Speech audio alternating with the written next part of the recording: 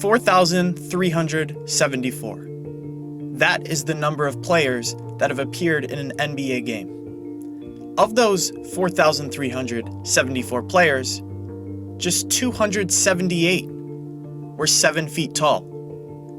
Chet Holmgren, the guy I believe should be the number 1 pick in the NBA draft, is 7 feet tall, but just 195 pounds. His critics will say that he has a unique body type, and he won't be able to hold up in the NBA. And, well, they're not wrong about the unique body type. Because of the 278 7-foot players, the average weight is 250 pounds. And just one has ever been under 200 pounds. His name? Alex Pokusevski. He was actually drafted 2 years ago by the Thunder and has appeared in 106 games, averaging 7.8 points a game on 37% shooting. But once Chet Holmgren plays his first NBA game, that number of 7-footers to be under 200 pounds will go from 1 to 2. Yes, I understand I am advising the Magic to pass up on Jabari Smith and Paolo Banchero, to take an archetype of player that has had absolutely no success in the 76-year history of the NBA. So let me explain myself.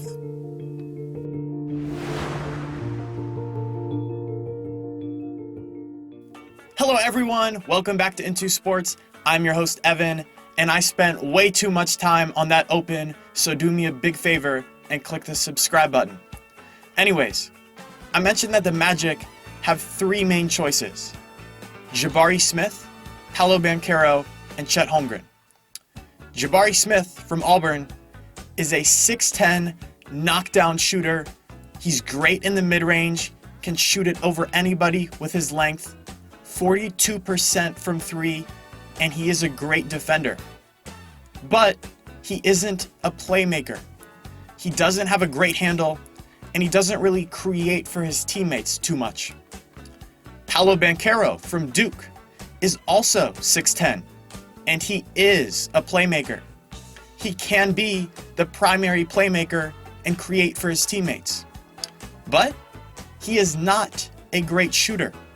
A capable shooter, certainly.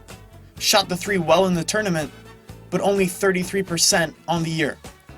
And then we have Chet Holmgren. He's 7 feet tall with a 7'6" wingspan, and as I talked about earlier, he's under 200 pounds, which is the big knock on him.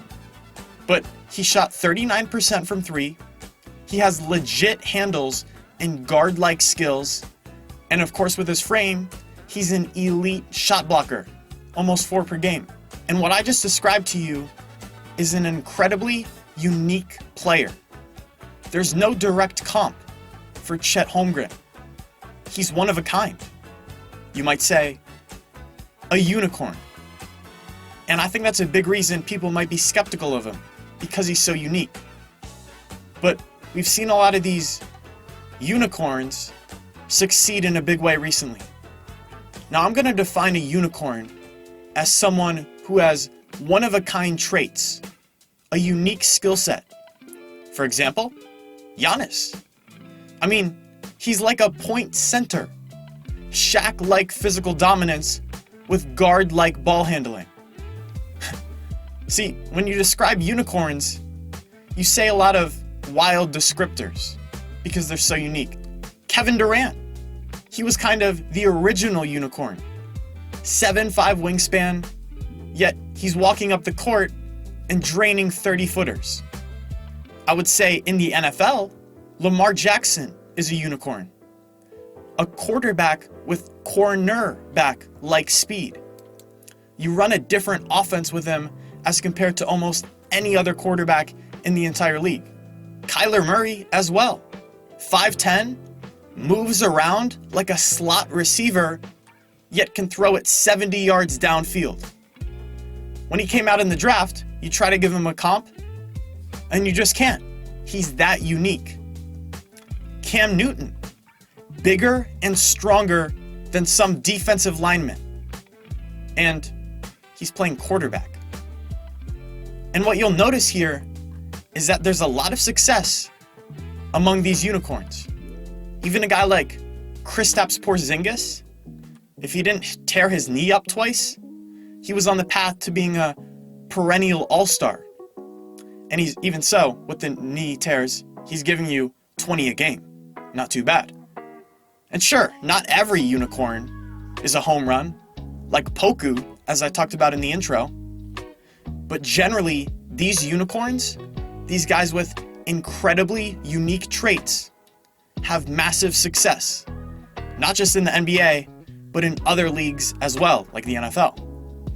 And I think Chet will add to this list and be the next great unicorn. But every unicorn has their flaws. They're elite and unique in one area of the game, but they have a flaw in a different area of the game. And we've seen that these guys are often harshly criticized for that weakness. The guys I just listed are many of the most polarizing athletes of the last few years. For a guy like Giannis, people, including myself, focused too much on what he wasn't, a shooter, and not enough on what he was, a one-of-a-kind elite physical force. Lamar Jackson. Yeah, actually, I messed up on this one too. But people focused too much on what he wasn't, an elite pocket passer, and not enough on what he was, a truly special runner, and also a great thrower outside of the pocket. So with Chet Holmgren, I'm not going to make the same mistakes that so many, again, including myself, have made so many times in the past before with these incredibly unique players. I'm not going to focus on his flaw and ignore the elite aspects of his game, because Chet's flaw is his strength. Again, he's Joel Embiid's height, but he's just 10 pounds heavier than Isaiah Thomas, who's 5'9". But the concerns about Chet's strength, to me, are actually way overblown. And the main reason for that is his length. Because even if he gets knocked off his spot in the post defensively, he can just use his go-go gadget arms and go and block the shot. His 7'6" wingspan negates the main concern that a lot of people have about him. In fact, in the NCAA tournament, he matched up against Jalen Durant from Memphis, a guy who's a projected lottery pick in Thursday night's draft. Durant is a powerful low-post center, and Chet was giving up 55 pounds on him. Yet, Durant went 3 for 11 with 7 points. So that game was a prime example of Chet's length making up for his lack of physicality. The other main knock on Chet is that he doesn't really project as a high-volume scorer.